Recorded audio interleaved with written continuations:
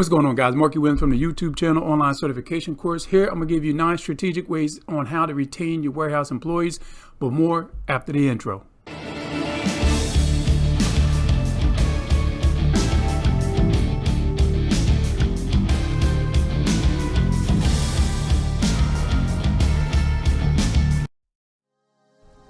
What's going on? This is Markie Williams and welcome back to my channel, Online Certification Courses. This is the channel where you can learn a new skill set or brush up on an old one. Continuous education and improvement should always be a priority if you want to stay current in your field of work and plus get paid your worth. Enjoy the tutorial and all the links will be down in the description below. Please make sure you like if this tutorial was informative. Please subscribe to my channel so you won't miss out on any training courses you may want to pick up. Comment below as to what you'd like to get certified in and I can send you a link personally to check out. So let's get started. So when it comes to warehouse workers and warehouse work in general, many companies just think it's pick things up and put things down. With that managerial mindset, you as a hiring manager are going to hire and minimum pay someone to literally pick things up and put things down. You know you get what you pay for, right? A lot of warehouse management prior to all this labor shortage, we have right now had a revolving door in the shipping and receiving department. The warehouse in general, they had a very high turnaround rate. Managers knew there will be someone else coming through that door looking for work, but also be heading back out in a few months due to the poorly run operation. If they do hang around, I guarantee they're doing their minimum and have to constantly be behind them to motivate them and so forth. So with that being said, let me try to help you guys out. First and foremost, upper management have to understand and truly believe that the warehouse is the backbone to any business. You could sell $1 million worth of product a month, but if your warehouse team is in shambles, let me give you a few examples. Misshipped product, wrong quantity, the wrong product being shipped, mixed up paperwork. I have seen it and pretty sure the workers don't really care.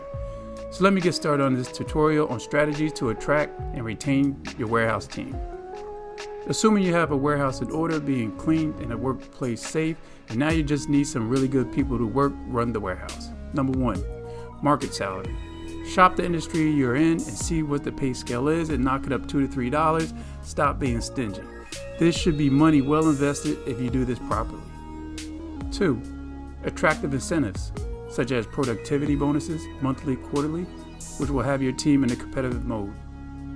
Number 3, healthcare benefits. Does the company as a whole have a good healthcare benefit? I know as you being a manager, you have no control over the company coverage, but it could be a good time to know the coverage, then do have to explain a little to the person you're interviewing. Of HR will pick it up down the line and fully explain it to them as well. One of the most important a lot of companies don't consider when it comes to warehouse team is number 4, access to training and skill upgrading programs. It doesn't have to be a $200 course, but $20, $30 courses such as getting your team forklift certified, system training. I actually found out if you're driving a non-CDL truck and it depends on the weight capacity, you still need a DOT card to drive it. That's what actually about $100 what the company paid for. Number 5, offer flexibility. If the workday starts at 7:30, but the guy you're trying to hire has family things to do most mornings and he is leaning towards 8:39 to start his workday, sure, why not? Grant him that. I was always big on different starting work hours as well, especially when it comes to the warehouse. There's a lot of time deliveries are coming in late, 5, 6 p.m. And if you have all your workers leaving at 4, it will create a big delivery issue. Sure, you could say they will just redeliver it the next day. For the past 5 years or maybe longer, a lot of redelivery of freight was getting an extra charge on your invoice, in which a lot of companies don't pay attention to. Number 5, provide a positive workplace environment. I know when you think of a warehouse, you think of dirt, dust, cobwebs, stuff piled up all over the place, but warehouses came a long way and some businesses pride themselves on a clean, organized warehouse. As a manager, have your team take an hour towards the end of the day to tidy it up a bit. Strange enough, it boosts morale into the department, and also good morning, good afternoon goes a long way as well. Number 6, improve employees' engagement. Simply encourage them to speak up on certain subject matters. You need them to run your warehouse. If you have a suggestion on how something should be done, get input from your team that will be actually doing that task. They may have a better way of doing it. As a manager, you need to express yourself to them and let them know your door is always open to them. Number 7, show empathy. whether it be compassionate empathy or emotional empathy.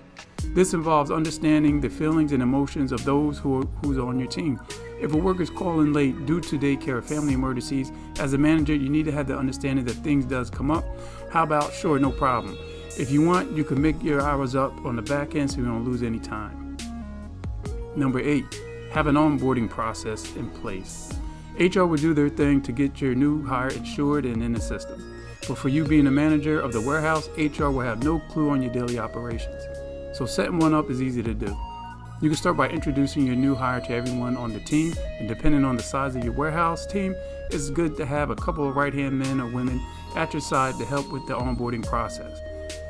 Show the ropes, the do's and the don'ts. A lot of times, like I've mentioned above, companies think it's just picking up and putting down boxes.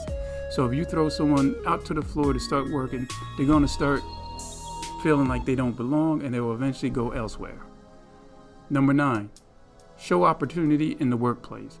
Also let your team know, depending on the size of your operation, that their growth within the company, not only in the warehouse. Sometimes you don't have to give up a good worker, but you have to let them spread their wings and fly.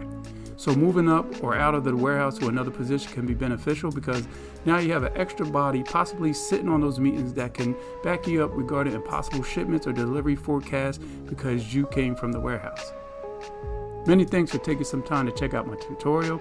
All the links will be down in the description below. Please subscribe so you don't miss on any training courses you want to pick up. Comment below "done" and I will reply back.